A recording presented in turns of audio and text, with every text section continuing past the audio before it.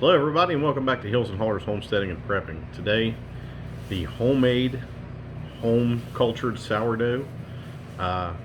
Emily made a first loaf. She's got another one in the cast iron Dutch oven right now in the oven, and this turned out great. This is a very rustic, good hard crust, good moist center.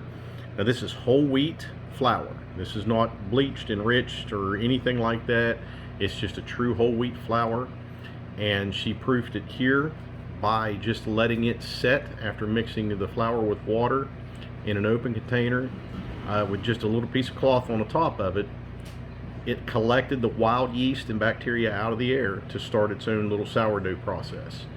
And because it's a new start, it took about a week, 5 days to a week. And once we finally got it started real good, and you have to feed it every day.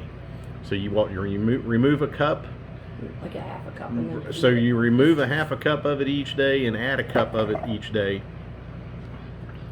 And there it is. So, and it's a bubbling, it smells good and sour, and just a cloth on the top of it. And it collects the wild yeast and bacteria out of your environment. And this is the environment that we live in. So that is what's feeding us. So no sugar. The only thing this is water, salt, water, flour, a little bit of salt at the end here, right before you made it, and then just baked it. So there's no sugar, there's no preservatives, there's no nothing in this, wild yeast. Now, the first run of the pemmican is done. And when I told you dry meat, I meant dry meat. And this is not jerky quality. This is way beyond jerky. It will powder right up. It's just kind of rough and crunchy, crumbly right now. I've not completely ran it through or I've not even ran it through a food processor yet, and I'm not going to until I get the rest of it. But this is the first run, pretty good bit. But what they say is that from 6 pounds of meat, once it's all dried and everything, you're going to get about 1 pound of dried powdered meat at the end of that from 6 pounds of meat. So we'll see what we end up with. Like I said, I put the other run in this morning, and this pemmican here, and I turned it down overnight because I didn't want it to go way too much overnight. So I turned the temperature way down, and 155 seems to be the magic number. So we keep it at 155 right now. When I put it back in, I put the smoked chips that I put in that were cherry, and of course it's non-seasoned, so it tastes just like you'd think it was, just dry bland beef with some smoke flavoring. And the run that I put in this morning, the 3 racks that I put in, I put some mesquite wood chips in there to try that, just to impart different little flavors with the smoke. Because when we make this, once I get all of the meat dried up and then make the meat powder, and when I add the tallow, the rendered beef tallow, then I'm going to try a couple different batches with a couple different flavors. One I'm going to do with some of the dried blueberries and maybe a little bit of salt. There is a seasoning that I really like. It's called, I think it's Weber, the Savory Steakhouse. And I'm going to try just a little bit of that, you know, in one batch and everything. And just to play with it and see which one comes out the best. And we'll probably end up making like little 1 pound squares of it and everything. And then you can just kind of cut those up in portion sizes.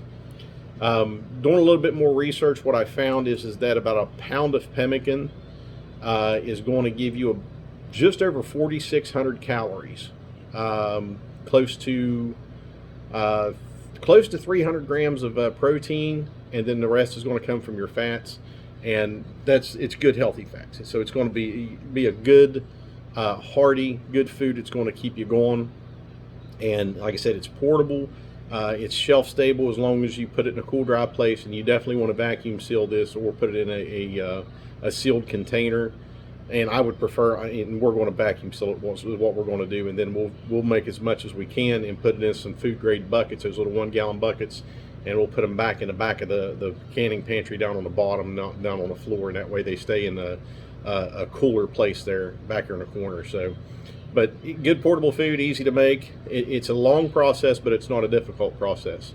So in the meantime, the sourdough bread that we started our own here, you guys, I know you may sound a little crazy because I went pretty much carnivore, ketovore, and don't eat any grains or anything.